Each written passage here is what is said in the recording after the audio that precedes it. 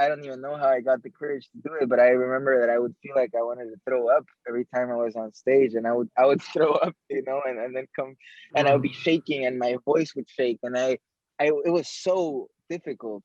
The process of losing the fear, which I don't think I've ever lost, at least not in class. On set, you kind of lose it. And for me, it's easier on set. Welcome to the Aryeh podcast. This is a podcast where we showcase unique leaders from all around the world. Benjamin is a Guatemalan actor. He's in his rise to fame and he's a Hollywood star.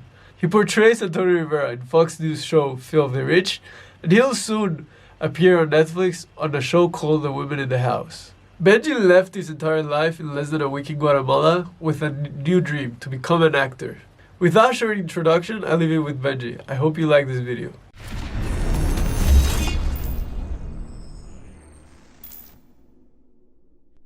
Shalom everyone, my name is Joseph Castillo. I'm here with Jorge Riva and we're here hosting the Aryeh podcast.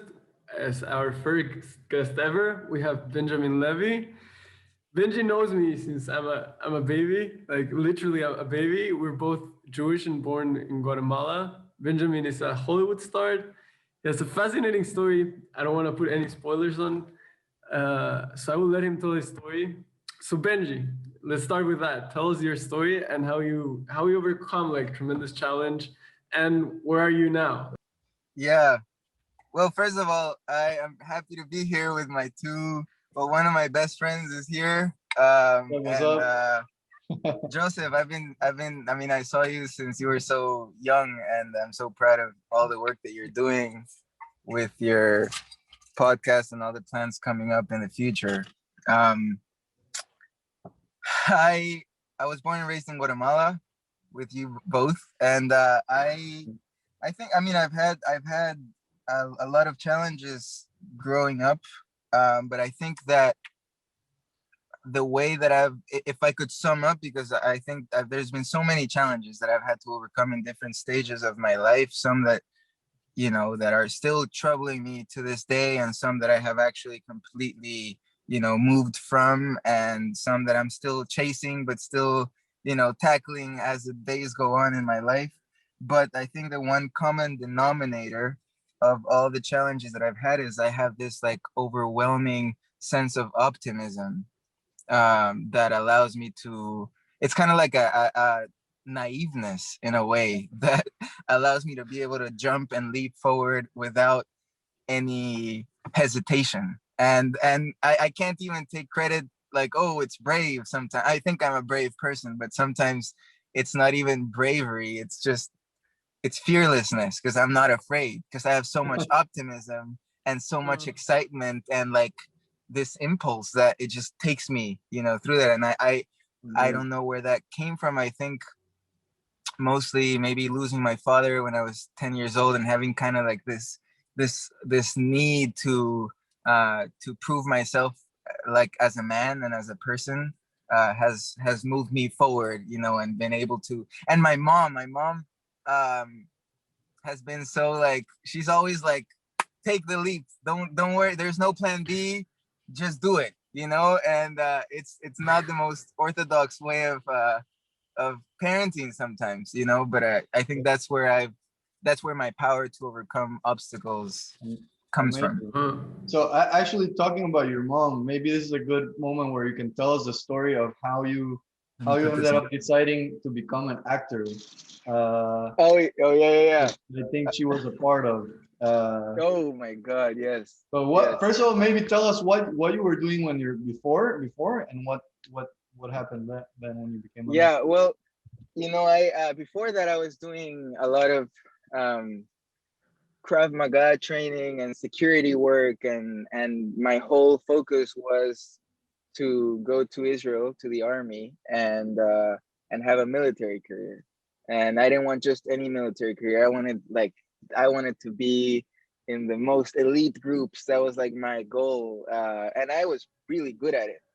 Like, I was really good at it, and I at some point I started losing that drive, and I started kind of like doubting, like I think I started that I there was like this maybe selfish need to like prove myself in a different way, and to have, you know, some sort of validation or recognition even of what I could do in my life. Because I was, when I, you know, my first dream ever was to be a soccer star, you know, and that comes Yeah. with so much, like, you know, that I don't know, at some point when I was 18, So by the way, I just some, want to make a side note here, interrupt you real quick. yeah, For the people who are listeners who don't know, Benji has had a few moments of fame in his life. His first big passion was soccer, and when he yes, was a kid,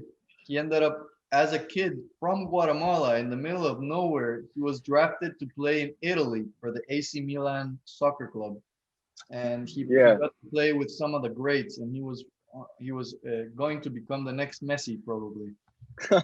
Then had an injury, um, Yeah, and then he got into the security stuff. So you So can keep yeah. going. I know I Thank have you a for question that. with the injury stuff. What did Yeah, that make you feel in that moment? Like, you know, this is probably a, your yeah. world probably fell apart at that moment. So Yeah, and this is something I've actually never touched on in any interview before. So let's put Yeah. it up here. Um, it, like online in some articles, it says that I, you know, I stopped due to a fracture in my femur. Um, but the truth is, you know, injuries happen all the time, and I can move my body incredibly well still now. You know, I had a whole other Krav Maga career, you know, after that. So I think that the truth is, it was more a fear of abandonment. It was more a mental, emotional, um, feeling that made me stop playing soccer. hmm. Because when I was recruited in Italy, um, you know, I was made to go. Well, my mom came with me, but my father had just passed away the year before that, and I mean, it is an understatement of the traumas that I had faced in my childhood, not just because of the death of my father, but because of so many things that I could not be without my mother. And when it came to me staying in Italy, because they offered me to stay, um, I couldn't leave her. I just could not leave her at a 10 years old, 11 years old, which is normally the time where great soccer stars are recruited. Like if you look at history, Cristiano Ronaldo left his family too when he was like 12, but Yeah. I wasn't emotionally there to leave her. And then I came back, um and I won MVP in Italy, by the way, that year. And but when I came back, then I broke my femur. But it was like, yeah, it was the fracture of my femur, but really it was an emotional, like feeling that I just couldn't get over at that point. And it's just the truth, and it is the way it is, you know. And my life took me somewhere else because I just was not ready at that point. Oh, Hmm. Wow. wow, that's so deep. Yeah, I appreciate and Yeah. that you shared that with us as a and friend. Even I didn't know that backstory, so that's super interesting. Yeah, it's Um, easy to say, like, you know, it was sometimes I just say it like, yeah, I broke my finger, because it's like I'm not gonna go into like yeah, go into the emotion, whole like explanation. that. Yeah, but the truth is, yeah, I mean, I could have just healed. I mean, it took me 9 months to get over that fracture. I had a cast from my hip down to my toes, but I mean, I could have always Yeah, come back. In fact, I came back and I went to Italy again, now that I yeah, remember. And then I came back and then I broke another bone in my, you know, body. And I don't know, but yeah. it was more like at that More the point, emotional my, part that wasn't yeah, with you. So how yeah. was it that then at 18 you were able to take the leap and move to a new city? Okay, yeah. So yeah, maybe explain that story, how it happened, and Yeah, what role your mom played in that, and yeah. Uh, well, I was going through a lot at that time, more than even before. my yeah, my life just got increasingly more stressful and more, um, traumatic, I would say. And I think that there was a lot of moments that I could have, that I was thinking of leaving because I wasn't happy and I couldn't. Like even when my friends went to Akshara, you know, or before that, when my friends gap would year period. go, yeah, I couldn't leave. I couldn't leave my girlfriend. I couldn't leave my mother. I couldn't leave my life there. But it was all out of fear, emotional fear of losing something. And you know how they say like you beat procrastination when the pain of not doing what you want to do becomes More than when the pain of not getting done what you wanted to do becomes more than the actual pain of getting up and doing it, right? yeah. That's kind of how I felt. I felt like my pain was so intense, but there came a point where that pain was so intense that it was harder for me to stay in that place than to leave, even though the pain of leaving meant abandoning and getting and feeling abandoned and all of those things that I've been carrying my entire Leaving life. everything that you knew behind, right? Guatemala Everything was I knew behind, starting in Guatemala, a my new sense country of where you didn't speak the language, in a new career. So how did the idea to become an actor come to you? And was that something you had experience with? I know the answer to this question, but I want our listeners to hear. yeah. So what did you have experience with acting before? And Nothing other than some pranks that we would pull with my friends, including you. You know, like I'm sure there was an actor in me always, but I think we all have something in us to share as an actor. Honestly, even if you're never gonna be an actor, but the way it came about was we were at the DMV. We were renewing my license, and with my mom, and we were really like struggling financially, and I was really struggling in my life. I had gotten to a point where I had started getting suicidal thoughts, and feeling like I like just my the pressure was too much in my life, and I was I was telling my mother that I wasn't happy and that I needed something a dream to chase or something to look forward to. And we were driving, and she said, "Oh, but Ben, what about acting?" And it was like the first, I didn't even think of acting as a verb. I just would see that in the movies, like, and like you see a yeah, movie, you know what I mean? Like in Yeah. Guatemala now, cinema in Guatemala is getting bigger, but when I left, I had never ever heard of anything close to that. And I was like, oh, like acting, like, yeah, like people act in movies. And I asked her, like, okay, so how do we do that? And she said, well, I don't know. I guess, like Brad Pitt, he's in Hollywood. He went to Hollywood, right? There's a story of him like grabbing his car and going to Hollywood. So maybe you can do that. And I was like, and it just like felt like it was like a passion just came at me, and I was like, done. I need to do that. Yes, let's do it. Let's do it. She was like, yeah, let's do it. Let's do it. So we called the airline that day, and we booked a flight with a credit card because we didn't even have the money to pay for that. And we booked it for the next week, wow. and that was it. That was history. Wow. Have you ever Yeah. ever asked, like, thought of the question, what would have happened if you would have, like, if you would have stayed in Italy and you became like a soccer player, how different your life would have Oh my went? God. Yeah, that is so crazy to think. I think about it a lot. I like to tell myself that I just wasn't ready, so maybe I would have, you know, maybe that's just cutting, like, that's not, believing in myself that much, but maybe I would have like gotten down the wrong path, or like, you know, what would have had, like, I mean, I'm sure I can tell you one thing. I would have been the best damn soccer player in That's the what I was world. about to say. You would have been Like, the best soccer player. I have no doubt. I'm not. I'm I not have even no ashamed doubt to that you would say have it. been at the top of No the. way. No, No no, way. There's not even a No question way. for me. I have no doubt. now that you Yeah. Go ahead. Go ahead. sorry, now that you were touching on that, like, maybe I would have, like, been in a dark place. You're like, you're on your rise to fame. Are you afraid of the consequences of getting too much fame and not being able to handle, like, all of that attention and all of the cameras, and, like, aren't you afraid No, of that's a good question. Not really. No, that's why I guess that it all happened the way it had to happen for me to like learn all the life experience that I did before because maybe at 11 that would have been too much. I don't know. I signed my first autograph was playing soccer, in Italy, and yeah. but I have no fear at all. I mean, I think Wow. that I'm first of all, I like doing this because I actually like the work, you know, the whatever happens after that, the recognition or anything, like it's cool to have recognition. It's really cool. And also people that say it's not, it's bullshit, you know, unless it's like very few, you know, actors like, I don't know, Yeah. Daniel Day-Lewis that really No, just but lives it's in a gonna be like, farm somewhere. I It's don't like, want an Oscar. Like fuck, like no, yeah, no, no. no, I'm that's not gonna bullshit. show up Like, to the Oscars. Like, yeah, of course you want validation. Of course you want validation. Absolutely. And I want that too.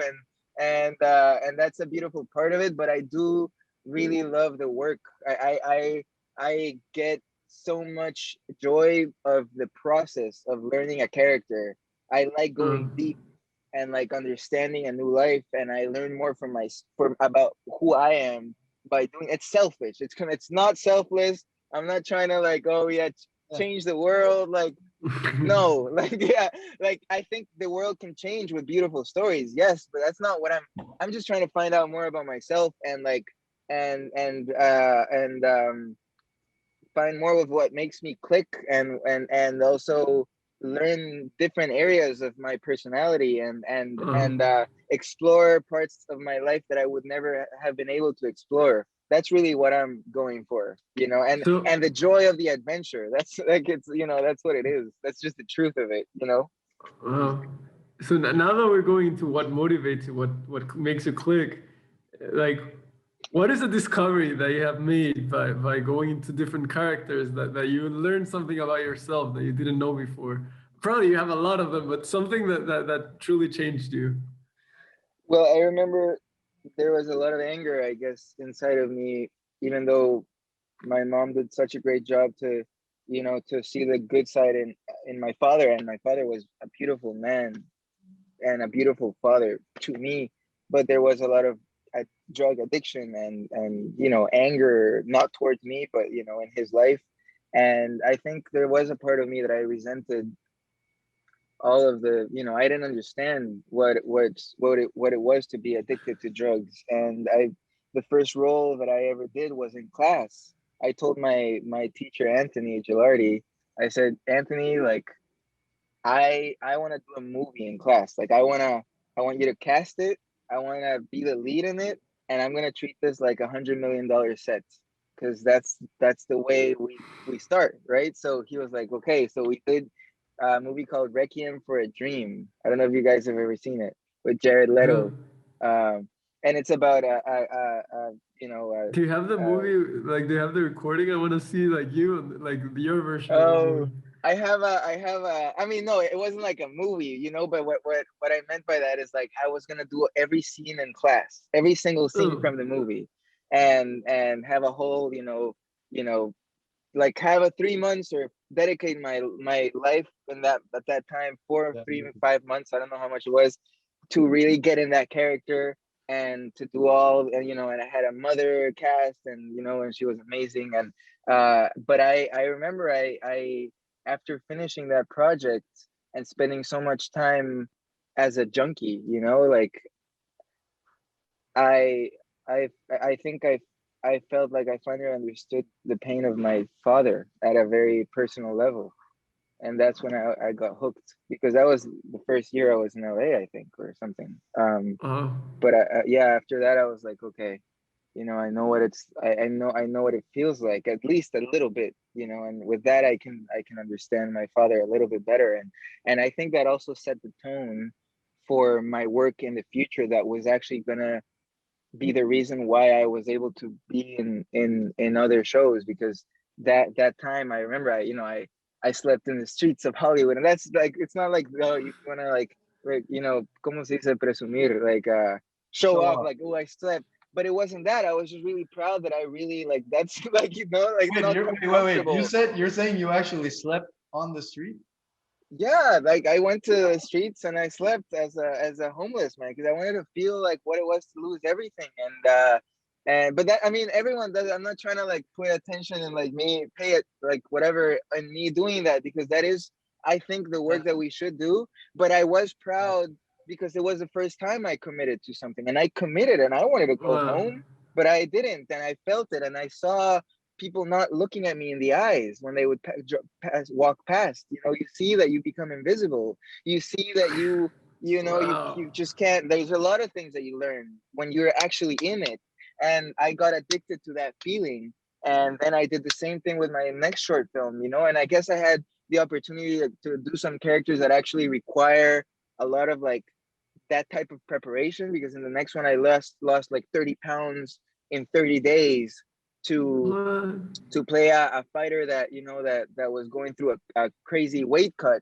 But and I remember even the casting directors, you know, that cared for me very much, and they were proud of me, the happy that I was doing that short film. They were like, Ben, like, chill, you know, like it's a short film, don't kill yourself. And I was like, this is the only way I know how to do it, and this is the only way I want to do it, and I need to understand this truly.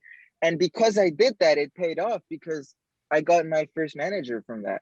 If I wouldn't have pay all that, you know, put in all that work for that, I wouldn't have gotten the result that I got from it, So it you was know. like some other people, some other actors might have just said, you know, this is a student film, Yeah, it's a whatever. short film, it's It's paying not. I'm you. not getting I paid a got lot of paid. money, right? Literally, we Um, were shooting for 2 days. It was a 2 day shoot. okay. 2 day shoot. And I got paid, I think, like $200, $300. I spent way much more than that, even prepping for it, you know, while I was broke in LA. I don't even Running know 30 how I made it, pounds.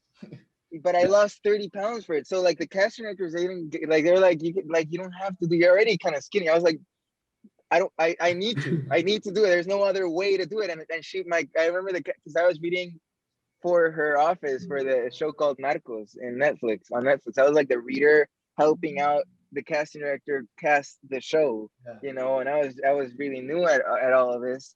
And I remember she would start seeing my cheekbones start popping out every day more and more, because I was getting skinnier and skinnier and skinnier. And she was like, you got to stop. And I was like, no way, no way. I'm not stopping until we shoot.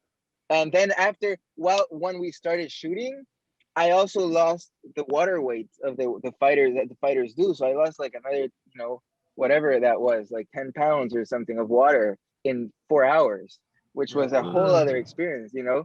Yeah. But it You gave me the have one of result. those. You have a photo of that on your Instagram, right? Yeah, it's like my proudest moment. I keep I, like sharing it every time. Yeah, I think you know it's Yeah, incredible. yeah. But I've learned that well, it really is all about the work, you know, whatever that work is. if I What you could put in, you get. summarize, sorry, if I could Go ahead. summarize you in one word, it would be commitment.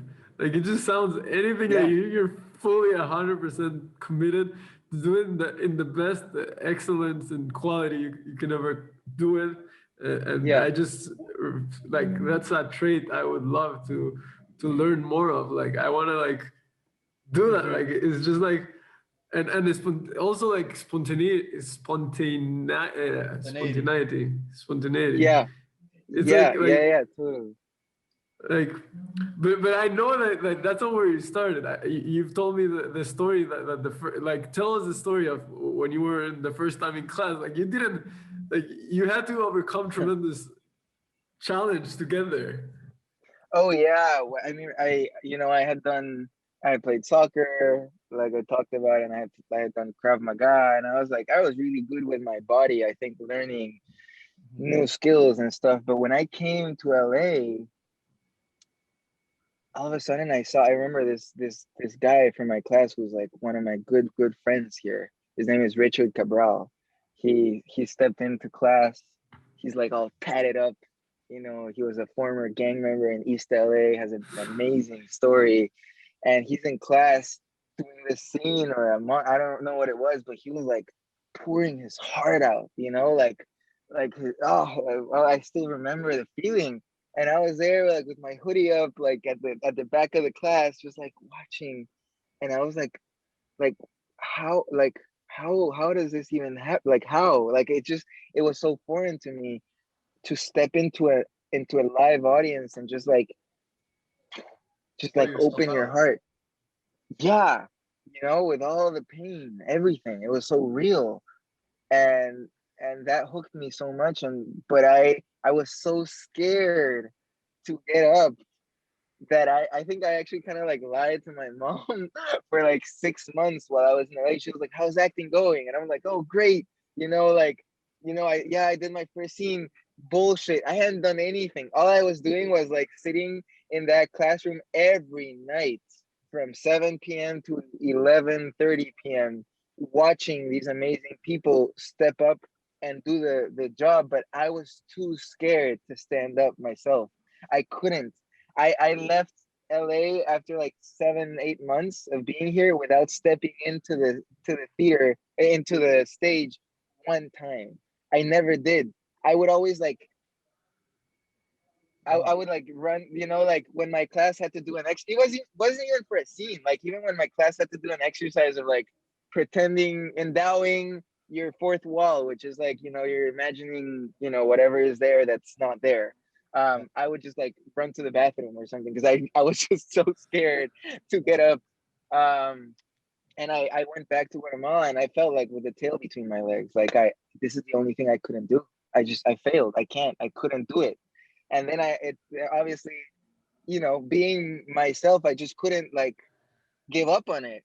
But I felt like I had, and I obviously I came back, and I stepped. I don't even know how I got the courage to do it, but I remember that I would feel like I wanted to throw up every time I was on stage, and I would throw up, and then come, and I would be shaking, and my voice would shake, and it was so difficult. The process of losing the fear, which I don't think I've ever lost, at least not in class. On set, you kind of lose it. And for me, it's easier on set of a TV show. It's easier to do my work than it is in front of your peers that are literally there, kind of judging you, for lack of a better word. So it was Um, scarier for you to do that than like when you were acting at on Filthy Rich set or on the yes, yes, yes. I would say so. first, Yeah, first. Yeah, that's yeah. interesting. A lot of the times, the when you start doing something and when it's hardest, right? That's something that because It's you gotta, yeah, yeah, I wanted to yeah. ask you like It what also, recommendations you have for other guys, young guys who want to like face their fears or become more committed, like and how are you able to jump in and just say not forget it, like I'm gonna do it, like a lot of guys are held back by their Yeah, fears, a lot of people, of right? course. Yeah, we all are. Is it just that do you think you just are naturally fearless, or is there something else that I, well, it's a good question. I think there's so many parts of that. I think number one, I can say I have a lot to prove, and okay. that is a gift in itself, but also a curse because it comes from a lot of pain in my childhood. It really is.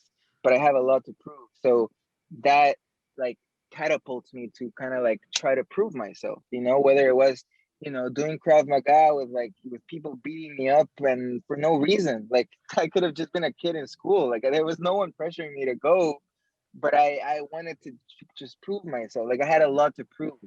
Then there's also the aspect of just like 3, 2, 1, go. Like don't think about it, just do it. And once you jump, everything will get easier once you start, you know. And there's a process of also how Tony Robbins says people underestimate what they can do, in overestimate what they can do in a year, but they underestimate what they can do in 2 or 3 decades, right? And that comes back to my favorite thing, which is consistency. If you are just consistent in whatever you're doing, and even if you take just a one step forward and you keep going down that path, eventually you will become a master at it, Mhm. right? If you put in that time.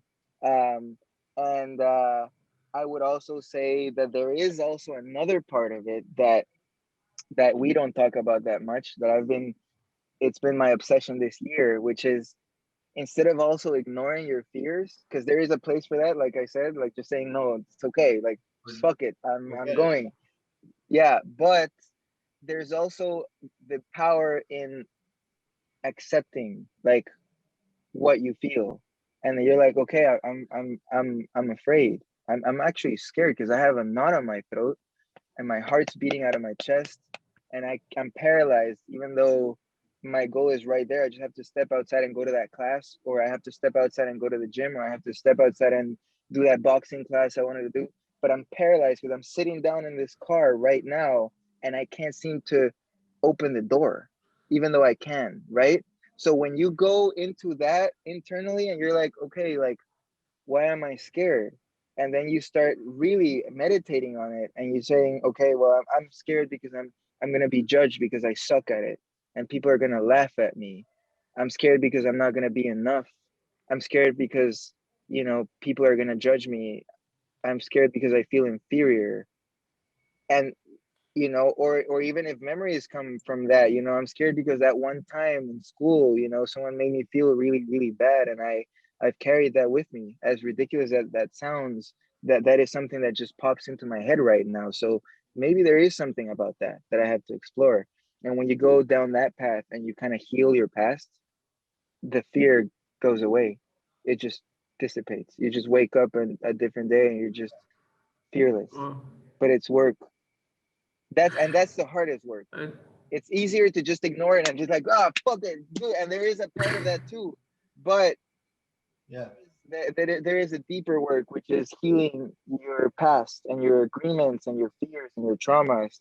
And when you really heal that, then you're really fearless because That's the then root. you're just floating. So, That's the so root. now, You're going into the root, you're taking it off, so you're ripping it now apart. that we're going into this, I want to bring in the schooling system because it seems that they never give us this Yeah. type of tools on how to overcome our fears. They never give us the tools on No. how to break away. Like they never gives you the tools to understand yourself. Like No, they and don't. it's so No, they don't. like they prepare you for everything except for real life. Like Yeah. I think yeah. if anything, they unprepared me for life. They only Like prepare you for school, right? That's pretty much what they prepare you for, Yeah, I have there's a few. I was telling this to my girlfriend yesterday. I have very few subjects that I'm really passionate about that I can't stop because I have a lot of either like a very strong opinion about it or resentment or like something like, for example, you know what? Like, I just hate. Have you ever seen like a microwave go off? Have you seen a microwave go off? Like once you heat your dish or whatever, and it says, okay, it's done. The minute it's done, it keeps fucking beeping and beeping and beeping. Like if it's like a fire is starting, like not even the car without a seatbelt does that beep. Like who invented a fucking microwave that is telling you every 5 seconds that your fucking oatmeal is there and you forgot it? How did I forget about it? I'm clearly hungry because I put it in the fucking microwave, right? And and you're reminding me with like this the loudest beeping sound I've ever heard of any machine in the world. Like I just went off of that because there's just some things that okay, and now it's abusive what right? these people do. It's so stupid. Who programmed that? And they're like, okay, we're gonna make it beep, and it never stops. Even your alarm stops, or like it snoozes like after It just keeps 10 going minutes. and going until you This open. one just keeps going. Like I'm like, I get it, bro. I'm just brushing my teeth, maybe, or I'm like, whatever it is. Oh my god. All right. But anyway, speaking of microwaves, other than schooling microwaves, system. what else are Other you than microwaves, school system the also? schooling system, man. I don't get it. Not get it. I they teach you so many useless things, and they don't focus on what's really important, in my opinion. I might be wrong. That's just what I think. Yeah, I think a lot of people. so what do you think schools should teach? What do you think is the most important things that you would teach a kid? Let's start by saying how to deal with your emotions, how to clearly deal with your emotions, how to be how to think outside the box, not inside that fucking box, outside the box. How to be how about learning love learning instead of punishing you, because you have to learn something you don't want to learn because you're not passionate about it, because that's not the way you learn. So many people learn so many different Is it ways. learning to love to learn? Yeah, there's even in my career in acting, the hardest thing for me is reading scripts, because deep inside I have that wired with homework and shit that I didn't want to learn, and Yeah. pain, because they make me feel so bad about it. when I just didn't want to fucking learn this science, Stuff that whatever, is or irrelevant to you and that like wasn't relevant to you irrelevant in to any me. way at that moment. Yeah, and I've never had to use it, you know. So like, how about you start by like building people's confidence? How about you start by teaching? Yeah, want to start by something? How about that fucking pyramid shit that they showed us about diets, right? Like bread goes in the bottom and pasta and heavy and dairy. Like eat a lot of that shit because that's the meat and potatoes of it, right? And then at the top, a little. I don't know where was vegetables in that fucking pyramid. It's ridiculous. Everything the way, at least for me, again, this is all my opinion. People might disagree, people might hate on me for this, but like this is just what I feel very strongly about. Like I remember I was like I got detention. There was a thing called Noche de Luces in my school, and it was like the best day of the year. Like it was like all the grades, everyone would come out, and it was like at night there was like candies and like Kind of a shows, I think, festival. or a Yeah. festival, just to, you know. And I remember I was sitting in a classroom at 8:30 p.m. punished because I hadn't, I don't know, done something, turned the, you know, homework or something minor. And this teacher of mine, I still remember the breath on her mouth because she would always come in with like coffee breath, and she'd be like, she'd open the locked door. They had me locked like a fucking like lion, like in a Animal. cage. They had me locked with while I was seeing outside the windows all the festival happening and all my friends having fun and my friends playing soccer, and I was there in this classroom with her coming in and checking in on me every like 2-3 hours and like, yeah, well, you haven't learned your lesson, and like she was telling me, and making me do more shit after I did that shit and making me write like I'll never do this, I'll never do that, or the reason why I didn't turn in my like a whole like essay. Yeah. And it took therapy for me to like literally like go back to that time in my life and look at that little boy that was so hurt and so scared, and he just wanted to go out and play, and he deserved that because he's a kid, to kind of tell him like, put the homework down, or like grab that page, rip it up, tell that teacher like, you know, um, I'm not doing this. I want to go out and play soccer with my friends, and I deserve that because I'm a boy that wants Yeah. to play soccer, and that's actually my passion, and I'm really good at it, and it's gonna get me out of here. So I'm not staying here. I'm not staying here. I'm sorry, but I'm not staying here. And just walk out the classroom. Walk out. There was so many moments. There was a my God, there was a Father's Day. My father wasn't he died. My father died. And it was Father's Day. I wanted to skip school, but because they had it, because I wasn't a good student, because yeah, I agree, I wasn't a good student. They're Yeah. like, you can't skip. No, you can't skip. You have to come with all the other fathers, and we're gonna put you a fake father in recess. A fake father with the other kid that doesn't have a father. He's gonna be your What? fake father. Yeah, and That you're is gonna come because you that is can't messed skip up. because you. That's messed up, man. That's like It's fucking messed up, bro. Like it's messed up, but it was like that's just like the tip of the iceberg. It was more like the way they just made. It just felt so useless for me. So many things about it felt so useless. Um, they didn't let me even have the hair the way I wanted to have it. I wanted to have it longer. It was like my thing. Like I liked my hair at that time in my life, you know? I guess out of all the shit that I was going through, the poverty, the insecurity, the addiction to drugs and the divorce and the fights and everything, I guess I liked my curly hair. The one thing I liked. And I wanted to like keep it good, and I wanted to keep it long because it was cool for me.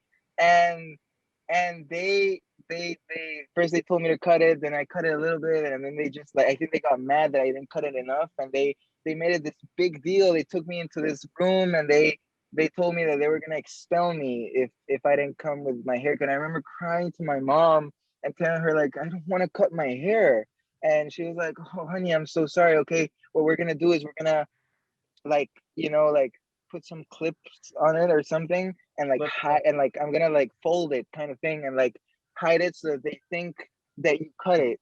you cut. um Wow. and I had to come into that office with my hair like kind of clipped, and we would have to hide the clips because if they see the clips, they expel me for not following the rules, which was having to cut my. It's like the most ridiculous things. Well, Yeah. I can see the love I of went your on a rant mom right now. for you so You much. honestly write a book about all this. I think you have so many And stories. Yeah, I But can, like, it's I sad just when love your people mom do just by more. that story. It's like how much she cares about like you being happy and like taking care of like she looks like I know her, but she's a great mom. Like I can just feel how much she cared about you. You're muted, by the way. there we go. Yes, she was so supportive. She was my hero and my rock in all those moments. We went through a lot together, and yeah. Um, So yeah, by the way, yeah, the experience that you're describing, I think the sad part is how many other people there are who never had that courage or like kind of like wisdom to realize that that was all bullshit. Like so yeah, many people yeah, who were just really just believed it, just believed I'm worthless, believed, yeah, I can't, yeah, and so many dreams lost and talents wasted, right? yeah, That been, yeah. Totally. and And like also speaking, because I know I went on a rant here that you guys can no. delete if you want to, but speaking of like what they could have taught It us, was like how the about buying most a of rant. house? Yeah, how honest, right? It's raw, but like how about buying a house, doing taxes, right? Mhm. How about like Yeah, personal finance or focusing on something that you like, or like the way you like to learn, or teaching you, there's so many things. But Mhm. sorry, what were you saying? That Jorge, Oh you were yeah, no, talking that's about exactly that's super interesting. yeah. And I did just think maybe it's a good moment for Joseph to explain a little bit about what we're doing here with the Aryeh program, because I think there's a lot in It's common. basically no, it's like when you start listing the things that you wish school should have taught you. I've have similar experience. Also, I hated school when I was growing up. Mm. Um, I never understood it either. I always it was like a very hard experience for I think for Jorge to like. This is not like like maybe we're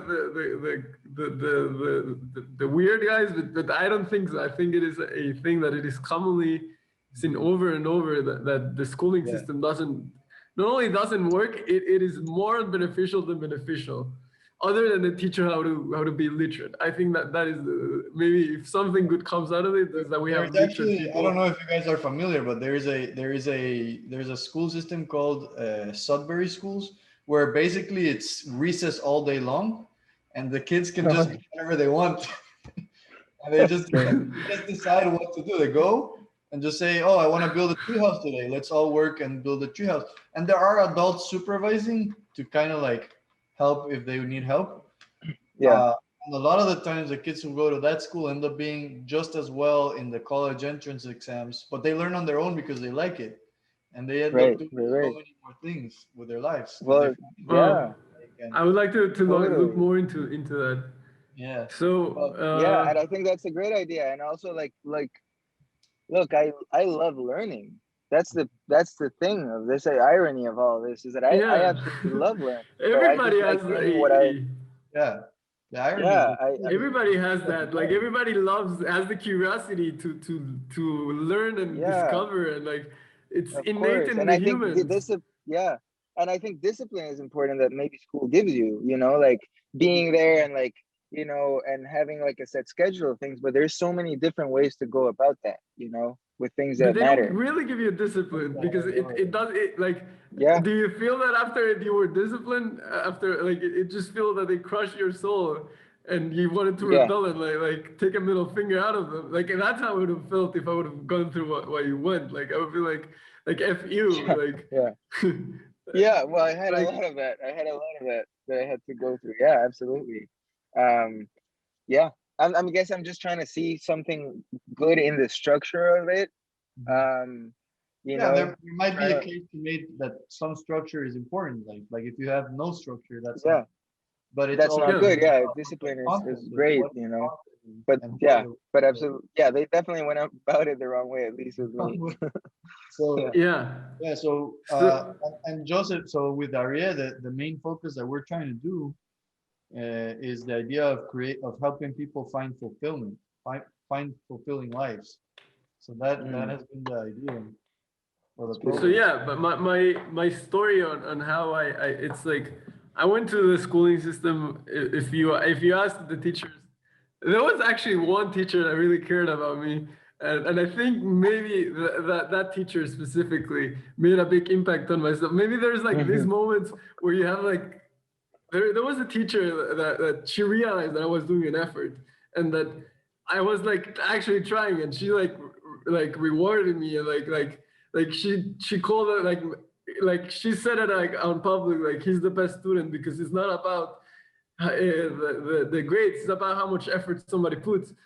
And this teacher just did Yeah. that to me, and like I remember like maybe that's one of the things that kept me like held me to keep surviving, Mm, and like seeing that there's goodness, and there is that it's not all like dark. There There are some you special people there. yeah, there's yes, some special absolutely. people there. And as I was Yes. growing up, I was like always asking myself like what is life about? Like I was very Hmm. curious. I was like, and then I went to China and I started like learning more about Judaism and learning more about my heritage. And it's like, oh, this is interesting. I like it.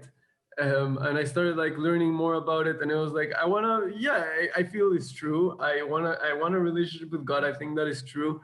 I started like I want to go to learn more about this, to learn more about Judaism and all of that. And I was like, probably a yeshiva or it's the institution where Jews learn about Talmud and Torah, and Talmud is the oral law, Torah is the like the Bible for the Jews. It's the same Bible, it just doesn't have the New Testament. Mm, Um, and then I came into the yeshiva with three goals in mind. One was to grow as a person, to become more. The second one was to connect to God, and the third was to connect to other people and to become a good human being, to be a good human being in society. And the funny thing is just as in schooling, you were expecting to the things that you were expecting to learn in a religious institution, you didn't learn them, or you learned them, right. but that was not the main focus. The main focus is like religious observance and doing rituals and like keeping kosher and keeping Shabbat, and I think they are great things for life, and they do help you in general. But you're missing the whole boat. The whole point of like, or at least in my intuition tells me that the whole point of religion, it was to make you a better human being, to connect to God, to connect to the people around you, and they Yes. were totally failing on that. And not totally, I shouldn't say that, but they were. I did had like great speaks with rabbis, and I had like intellectual discussions where I fought whether God existed or not, and like debating and like fighting all of that, and like things that I didn't agree with, like and a lot of that, and that was great. But part of me Yeah. felt that I wasn't getting what I was looking for.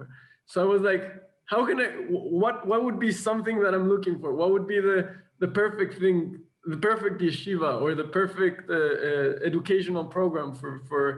And then that's how it started, like small. And this is how the Aryeh started. The program, it wasn't named I love Aryeh it. by then.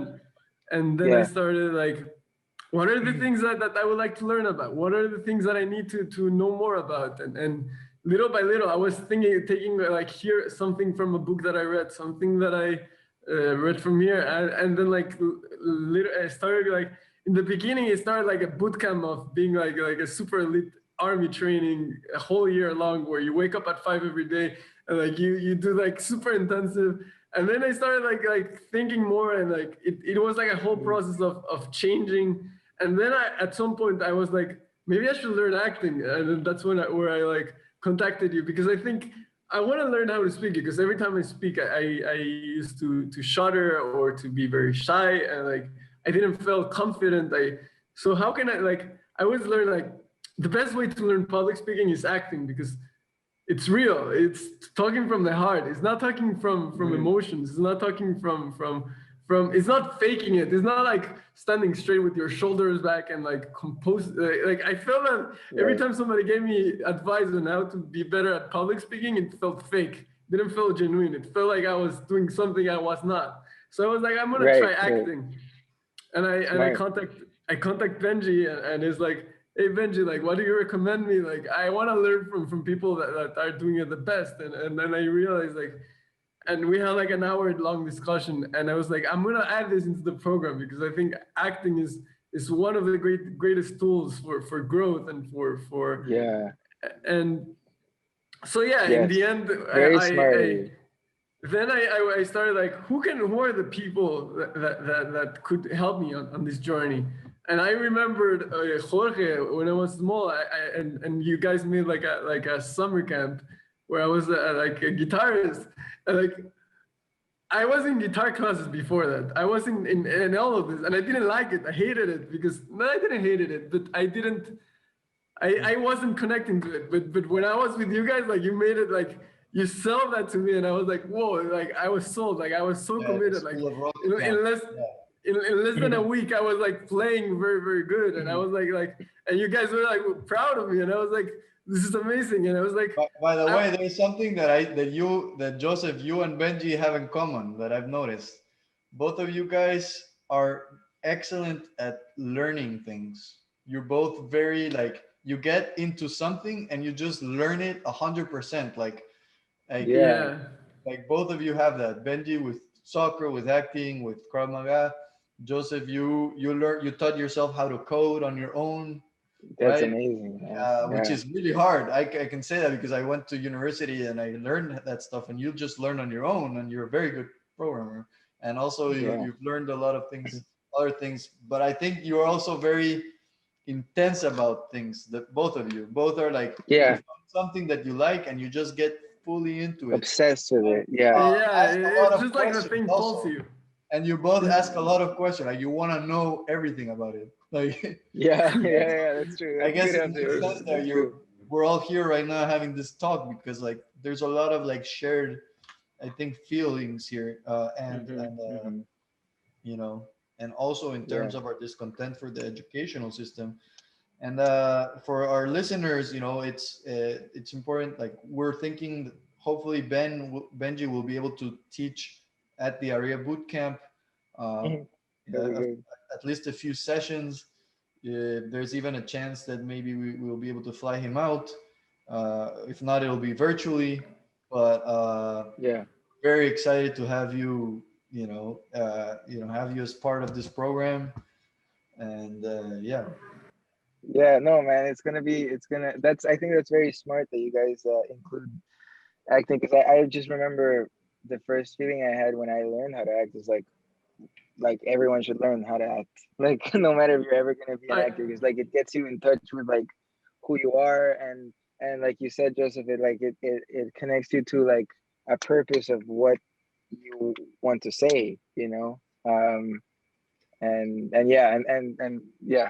That's all I have to say. Like whenever I'm going to sell to a fundraiser, it's like I started doing the character work that Anthony taught me. It's like I have to get into that like mindset and speak like I'm that, and like it's just like it's such a practical tool for life, and people don't realize that it's not about only.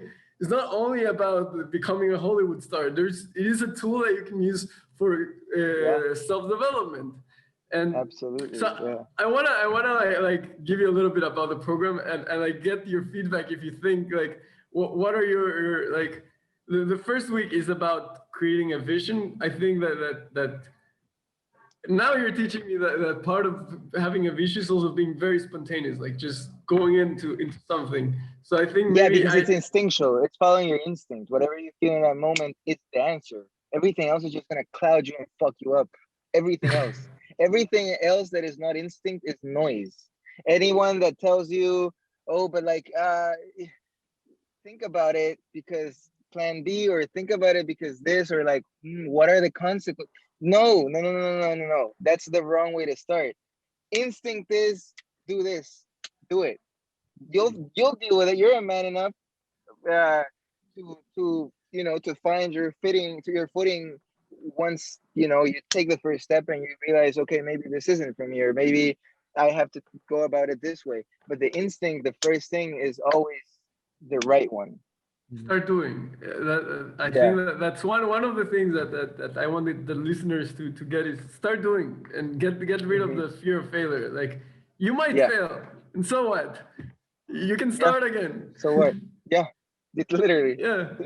What is failure? What is it? Like, right? Yeah. I think that they're only like, as long as you don't die. The only real failure is if you give up. That's the only real failure. If you give up on your dream. Exactly. Totally. Yeah. So the first is like discovering a vision, and I think I'm gonna use that like spontaneity of just like what comes up. Like, tell me now, what comes to your mind? Like totally. like how Tony Robbins is breaking people out of their patterns and just to like shake them up and be like, or like if you're a child and you're like, what do you want to be? And like, like kids are like, oh, I want to be Superman, or like, I want to be an astronaut, I want to be this. Like, that should be that's the feeling. That's really what you want to do. Whatever. I mean, now it's not gonna be Superman, but like, hey, maybe I don't know. But there's a feeling that Superman gives you. There's a feeling. There's something there. So, there's something there. The instinct. There's something there. And there is a why behind it. Yeah, there's a why behind it. Like, why do you want to be Superman and not Batman? Like. Yeah. Hey. No. Fair enough. Like I think that a lot of people, because of the parents, unfortunately, it's like, you can be anything you want. Choose. Do you want to be a doctor? Do you want to be a lawyer? Or a psychiatrist? You know what I mean? Like, just choose. Like, they put you in this little box and you're like, choose. Like, fly. And you're like, but I can't fucking spread my wings in this fucking box. You know what I mean? Like, truly rip that box open and say what you want to be. Yeah. That's it. And go for it. Whatever that is. Yeah. Isn't there power in that? You can change your life in a second if you can really just sit in that moment and decide what you want. Wow. So the first week, there's something called a personal project where you choose between either doing a NGO, a company, or discovering a career. You can do it, as you said. Right now, we're not putting any boxes onto people. Right, that's great. I think that's great. Well, I think there's some form of box now that because career, NGO but I think part of it is structure but I'm like, if someone tells me I want to be whatever you want to be, I'm open that if that's why you want to be in the program and that's what's going to make you happy and that's what's going to give you pleasure, go for it. So in the end of the week, so for example, if I choose I want to be the next for example, I want to, let's use it with me. What I would choose, I want to open my own yeshiva with my own personal values. And by the end of the 8 weeks, I have to present to a group of people that are in similar fields. And I have to present my idea. What were my progress? Who did I talk to? What did I do in these last 8 weeks? How did I make it's like a TED Talk where you describe your idea. So that is the first week. The second week, it's about, what was the second week about? Sorry. Second week is about courage. Sorry, the possible you. I think it's going to be a little long if we talk about every week. But okay, so I'll go into the best of the best. Week 3, we do courage, when we're going to teach about teaching. We're going to do skydiving and something very spontaneous that we come today. We were interviewing one of the kids that might be join us. And suddenly just an idea came to my head. It's like, we're gonna do skydiving. What if we just like take someone random in the street? Because I love his theory. I don't know if you've seen the channel, and I've seen the like. Let's just grab somebody random in the Yes Theory. Oh yeah, I saw that. Yeah, Will Smith was in there, right? Yeah. So one of their videos is that they take someone random to do skydiving. So I was like, why don't we just do the exact same thing? Not the exact same thing, but take someone like, we're skydiving as a group. let's get someone that we don't know and get to meet someone as part of the group. I was like, that's such a cool idea. Let's do that. And the other thing that we're gonna do is stand-up comedy in this week. Getting into a group, Nice. getting to a group of people and having to make a comedy and that nobody laughs at you, it will break you. Yeah, with people you don't know in the audience. For so real, yes. Like, plan a routine, go and that's acting. I'm scared of that. Yeah, I would be scared of that. I'm more scared of that than skydiving. Like every time, like I'm so scared of skydiving. It's like, what are you talking about? I'm scared of giving like a bad joke and nobody laughing at it. I'm afraid of heights, and I'd rather skydive than than do stand-up comedy. Yeah. You're an actor. Yeah, I know, right? But yeah, I'm definitely that's something. But I guess it's different when you're in the moment. It's different, yeah. So now you're committing that if you're coming, you're gonna be part of the. You're gonna. Okay. I have to do it. All right. Sounds good. Another thing is we want improv, because I think acting class is definitely for sure, but improv I think is the one that makes you like come more into courage mode, like just do. Yeah. And and then we have another special week where every day we it's about discipline. Every day we wake up at 5 a.m. We're planning of not having as little as has to do with cell phones for the whole week. There's gonna be one day where we're totally silent. We don't speak at all for the whole day. Oof, that's amazing. That's so good. That is really good, because we're like when was the last time you were with yourself? I don't know. Silent. Never really, without speaking. Like just the thoughts, the scariest thing in the world, just sitting there in your own thoughts, just not speaking. We've never been through that since we were babies, right? Like there's nothing as powerful as being silent and literally listening to what's and it's the most within. Transformative experience. Actually, Rambam, the Jewish philosopher, he says that if he lists you the steps on what to do. If first he tells you like, be surrounded by the best people, by the people that are the most amazing people in the world. If you can do that, and you're only surrounded by people that bring you down and that bring you bad consequences in your life, then stay in your home and don't go out. Like stay quiet in your home. And if that doesn't work, just go into the nature and stay completely alone there. And like he gives you the steps. Like if you want to come to yourself, be quiet and like don't speak. Like there's many Torah sources where it says wisdom comes from silence. And I think it's because you start like knowing yourself. You start getting back to who you truly are at your essence. Yes. So there's a beautiful film that I just watched. I recommend you guys seeing. It's called Sound of Metal with Riz Ahmed, and he goes into this deaf community where he has to learn to, because he lost his hearing. He wasn't born without his hearing. He lost his hearing. He needs to learn how to do sign language and cope with this different life.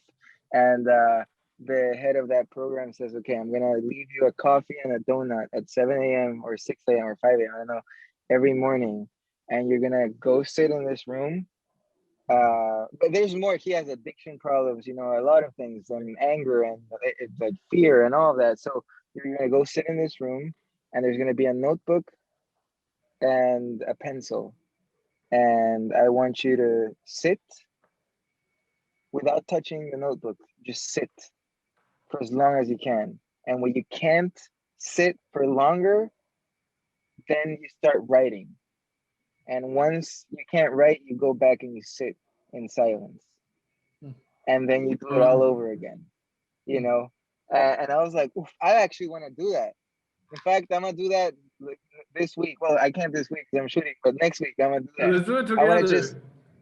Yeah, we should do it together. How about could you imagine like a weekend? Just a weekend from Friday to Sunday, where you can just say to everyone else, hey, I'm busy this weekend. You shut your phone, you leave it outside, throw it, smash it against the wall if you need to, and you just sit. No TV, no laptop, no nothing. Just sit. And whenever you can't sit, you write anything. You can write whatever you want, gibberish, and then you just sit in silence. I don't know if it happens to you guys, but when I go on an airplane, it's kind of like that same. It seems like it's a similar feeling to that. When you're flying and you have your phone doesn't work, all you're there, and it's this quiet moment, and like I always start writing in those moments. Really? Well, Like that's that. more, yeah, that's Yeah. amazing. That's more powerful than me because I just pick up my phone. That's why it's so stupid, you know, but I wish I could do that. That's really smart. Yeah. You just sit and write. No, that those things are super powerful. Yeah. And Writing. I wanted to ask you, maybe just like as part of the interview, I think it would be interesting for our listeners, just like, maybe just tell us a little bit more about what you're doing right now, what's up, what's next, what you're doing, and what's next for Benjy Levy, like Benjamin Aguilar Levy Oh Aguilar. man. Uh, Aguilar, yeah. Well, I finished my first TV show like a year and a half ago, called Filthy Rich on Fox, and now it's on Hulu. Playing an MMA fighter, son of a illegitimate son of a very wealthy Southern family. So that season is out, and now I'm doing a new Netflix miniseries with Kristen Bell called The Women in the House, and it's a kind of crime mystery comedy type, and yeah, we've been shooting for the past 2 or 3 weeks, and we're shooting all the way till May, and I believe it'll come out on Netflix later this year, hopefully. wow, I'm so excited. Yeah, super exciting. yeah, Exciting. yeah. It's gonna be fun. It's a good one. Are you enjoying it? It's a comedy, right? Oh yeah, no, yes, I'm enjoying it so much. I'm enjoying it a lot, and yeah, no, it's so good, and it's good to be back on set and feel, you know, a part of something different, and I can't wait for what's to come after this. I'm really, yeah, Uh, feel Uh, so really so open. Incredible. Do you have any idea like what could come after? Like any Yeah, well, I'm writing my own screenplay, and I have a movie that I'm doing with my friend Richard Cabral, that we're gonna be shooting at some point, but I don't know if it's this year or next year. COVID really kind of like fucked it all up, and just enjoying the ride and seeing what comes next, because there's always auditions, that I'm doing, any there's so many good ones. There's so much content out there that I really don't know what's next necessarily, yeah, but I that's know okay. it's something great. I actually have. The Where do you process. see yourself in 5 years? Like I want to know. Like I see myself traveling around the world shooting projects that I like shooting, and working with like great people and my heroes, and having a flow that I can't stop because I'm so busy shooting movies, and um, I have movies in post production and in pre production and scripts that are coming at me, and I'm healing my heart as I go, and staying busy in my craft, in my art. That's where I see myself in 5 years. and what is the why? Like what is the why behind all of this? Like what keeps you like? That's a tough one. That's the toughest question. What's the why, man? I oh man, what is the why? I think I just need to, I need to prove to myself, or I need to do this because I said I was gonna do it. It's like an obsession. Like I need to. It's like an addiction. Like And I what are you can't trying to stop. prove? What is what you're trying to prove?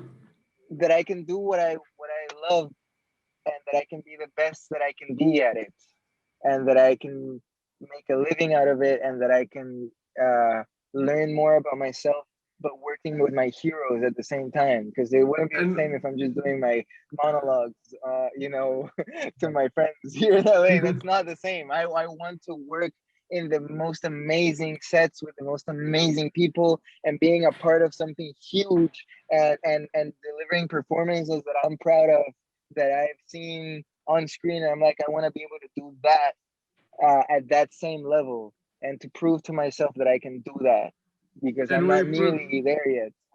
And when you prove that, when you get to that point, what's next? I'll tell you when I get there. Maybe move to. Imagine right now.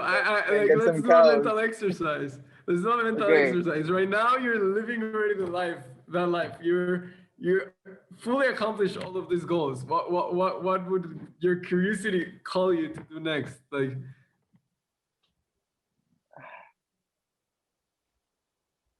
I just think it's gonna be an ongoing circle of now I want to do more of these movies, no more of these things. I generally don't think that I would stop.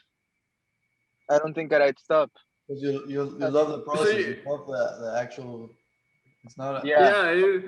So now if I won, say if I won the lottery, I go to 7-Eleven, I get that billions thing, and I get $300 million right now. Because that's a good question. Like, would you still be doing what you're doing? Yeah. Generally, would you? Right? $1 right now handed to you. You could now. You could probably hang out with some very cool people. You could already have a lot of comfort.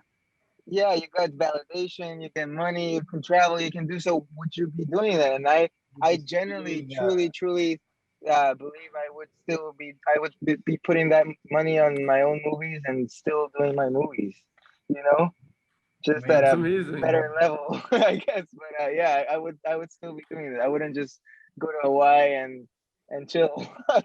No way. You know what I mean? And I'd that's still amazing. Be doing this. I wouldn't build a spaceship and go to Mars either, or whatever. It's just not. I wouldn't. I would just still be doing the same thing. Would you do something? But once you do have, let's say, make it really big at that level, do you have any ideas or something that you want to do? Let's say, to give back to Guatemala or for other people, something. Oh yes, absolutely. But that work starts now. That started a long time ago, and I think I'm really passionate about so many things. But the one that is most important for me is one is my country. I want to give back to people in need, but especially troubled youth, or orphans, or people that have lost fathers like I did, or children, orphans mostly, or I just, childhood trauma is I can't see that and not feel for that. So anything that has to do with that, my money, my time, my heart, I think that's where it goes for the most part. Wow. Seems like really big part of your story is healing what you went through, and also showing other people what is that experience, and because I just not even can grasp that thought in my mind that I to go through that. It's just I don't even have the words to put it. I don't even want to ask myself that question because it's so scary. It's very, very scary to and it's I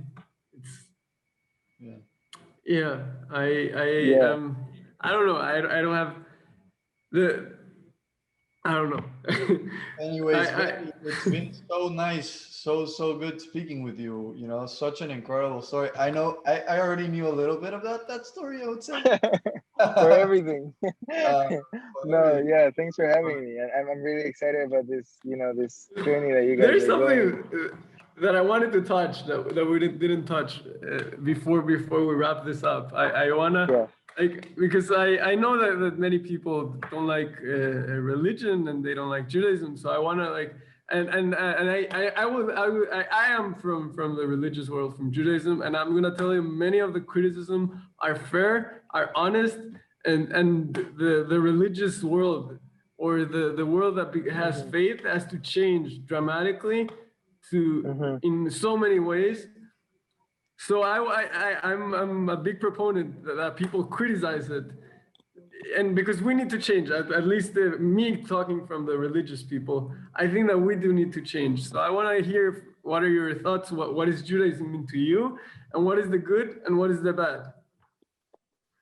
I think Judaism, there's no bad in Judaism. I think there's beauty, but I think there's a problem with people, the way people follow Judaism sometimes, or conduct it or teach it. And I don't think it should be based on guilt.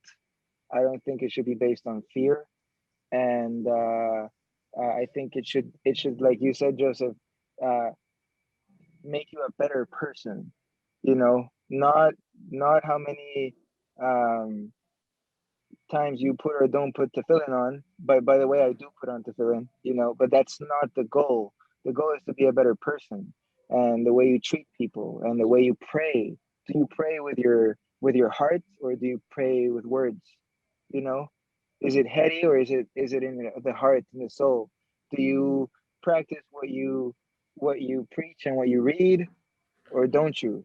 Right? I think that's where the real question lies. And don't spread guilt or fear or shame, because I have had Yeah. experiences with that. I think it should really all be with love.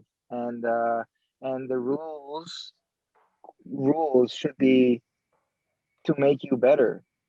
And if they don't make you better, don't do them. And then, do the number one thing. The most important thing is treat other people with kindness and with empathy and with respect, and don't think you're better than anyone else. um I think in Judaism we should be the light. So if you're not light, then you have some work to do. And shut your mouth, and learn that first before you Mhm. you know yeah, that's I it. That's what I think. And I'm really I proud to be Jewish. and just going to two things, going into the topic, I hate when rabbis bring like hell, and like, you're gonna go to hell if you don't, like, it's just like, it's, it's Christian preaching. It's like that is Yeah, like the yeah, Inquisition, like, and they don't even yeah, I agree. I totally I agree. gets, and it and, gets me and so there's mad. there's such a thing, right? That like Judaism doesn't believe in hell, and I agree it doesn't. But like the way sometimes it's being taught is that basically it is, because at least in my, again, this is all my opinion. I can be wrong, I can be Hmm. right, but this is my interpretation because of my experiences.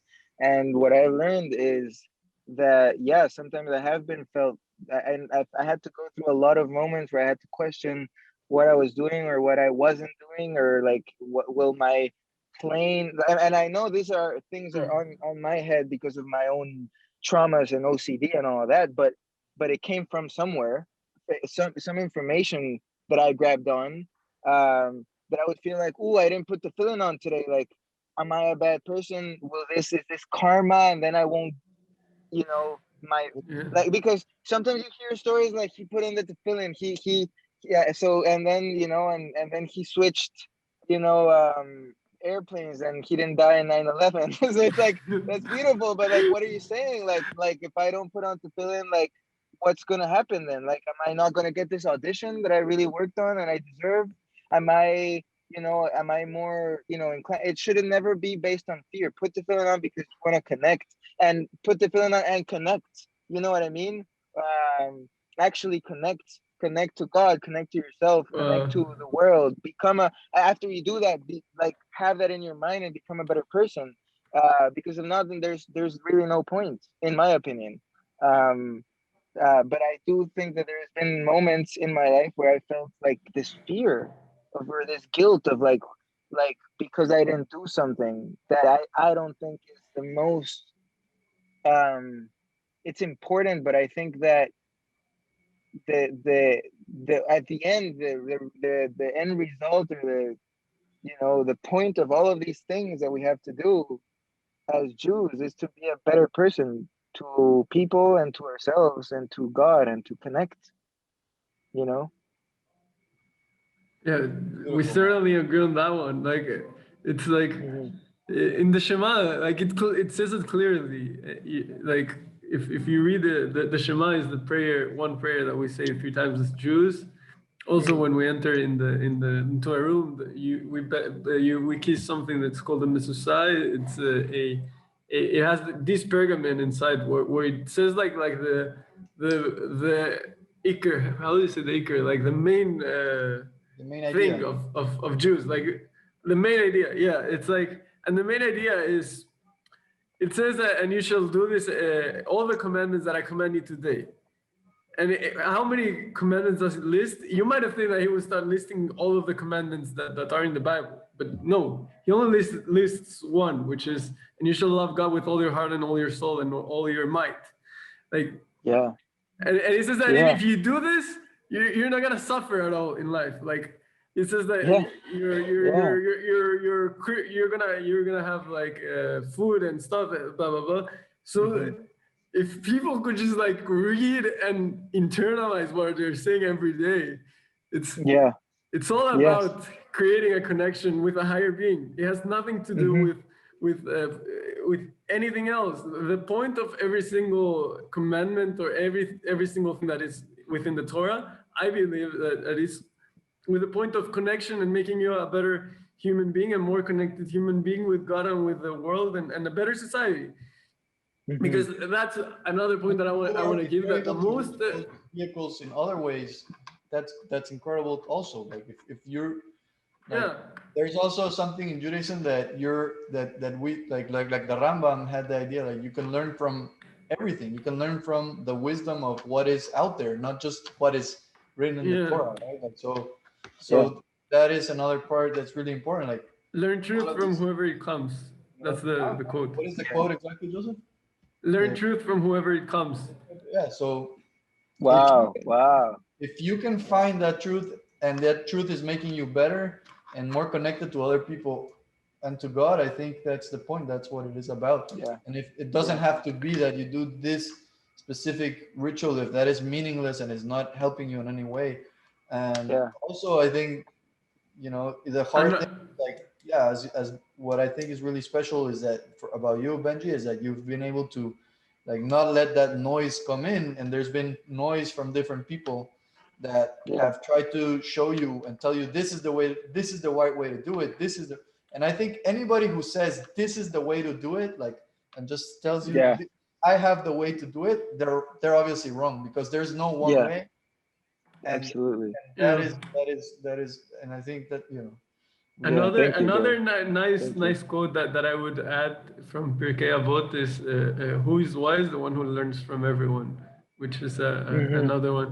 Which yeah, and Yeah. I'm gonna play a little bit devil's advocate with what you guys are saying, because I do think there is some benefit to, as a community and as a group, all doing something together, even if some people are not doing it in the most authentic way, because like you're part of something, you're part of like many times like going to the family and someone is doing the kiddush and he's not doesn't understand that much what the words of what he's saying, and he's not really connecting, but still there's some beauty to that family and connection, and like being part of a nation. And I think that's something that Judaism also touches a lot upon. It's like it's not only about you, it's about bigger than you. It's like group. It's like the Messianic era is the perfect world you could imagine. Like I'm not gonna call like the Messiah. Like I'm not gonna get spiritual, but we all want poverty to end. We all want peace to be on earth. Like we all want everybody to be learned and to have education. And these are things that Judaism is always promoting from day one. And like people don't realize that this is what we all want. Like a lot of the values that we have as secular or as our secular society comes from Judeo-Christian tradition, which is like all these ideas come from Judaism. So what I'm trying to say is that the only thing that I I think that sometimes, not always, you do have to do things that you don't like, or that you don't like. Sometimes you don't wake up on the right side, and sometimes you have to. Maybe that's why you have to pray for. Like, maybe I'm gonna feel, and sometimes you have to put on the tefillin even though you're not feeling that well, because that will give you the inspiration. But of course, it goes into what, like, I would never recommend to someone that hates putting on the tefillin to put it on, because that's just not ideal. But sometimes you do have to push yourself a little bit, and you do have Yeah. to Yeah. do things that and Of course. Yes. and I agree with you, Benji, when you said, like, it is not Judaism what is wrong, it is the people that are professing Judaism wrongly. It's just Yeah. like I've like I've read it, like, yeah, that is one other thing that like I don't understand how can someone many times, like, I don't want to talk evil in people, so I'm not gonna, but it's like, do what you read. It's Yeah. like, and then where do you get these ideas from? Like, today I was talking to a guy, and he was telling me that when Mashiach comes, you're gonna have 2,000 non-Jewish slaves, and I was like, do you really believe God is that? He's like, what is wrong with you? Like, do you really believe God is that evil that he would take someone innocent and make him your slave? It's like, who taught you that? It's Like, ridiculous. think a little bit. Yeah. It's disgusting what you're believing, and it's disgusting that there's people with this type of beliefs within our society. It's Yeah. like I'm all for like I'm the most Jewish guy. One, not the most, but I'm very Jewish, and I truly love the religion. I truly love the values. I truly love it. But when I come to someone that claims to be religious and tells me something like that, I'm just like so turned up, and I was like, are you in this world? Like, I don't know. I'm sorry, I went on a rant. No, that's okay. And Like, it's true. Like, it's about not listening to those people, Joseph, and understanding they have a lot more to learn, even if they're older. Um, Sometimes, they have a lot to learn. But the best we can do is just, like, you know, is show the right path of what we believe that is, and I think it all comes down to just to being kind and giving and being a better person for for everyone. And now that I'm going, Right, well, that we're going to start wrapping nice. up with this, and now that we actually have other things to do, right? And yeah, are you good? It was amazing. I loved it. Yeah. Now that I'm starting up, wrapping up, is I just want to give like 30 seconds on how do you want to inspire the next generation, because I think we need to change as a collective, everyone. Like, we need, it's time to transform our society in a deep and meaningful way. We need to change the education system. We need to create a beautiful world, and it's us, the one that are going to create it. So I want you to, like, what can we do to inspire the next generation? I think it all starts with knowing that we all have things that we are, like, agreements in ourselves that are not even ours, that come from past generations. And in order to help new generations, we need to catch them, like, know what those fake agreements are in our heads, so that we don't pass them on to our kids. And that can be a racist belief that you don't even know is racist, or fear, or a way to do things that you think is the way, but you're not open to new ways because the world is changing. So I think that if we can go inside, hold on to all these things, what I believe about religions, what I believe about school, what I believe about what is failure to me, what is success to me, what is guilt? Like, am I passing on guilt for things? Am I passing on weird superstitions? Everything that comes from so many generations back, can we catch them so that we can change them and not pass them on? And to that thought, I also think to grab the good things that come from the past, and to say, of course. like, yeah. I think Absolutely. this is one of the most amazing conversations I've had in a long time. I really enjoyed it. It's a great start of a podcast. I hope that you had a good time. And Yes, no, these are good topics. thank you so much, Passionate ones. both of you. I really enjoyed this conversation, and I'll see you till I'll see you soon. We'll talk. Sounds good. Sounds good. Thank you so much, guys. Awesome. So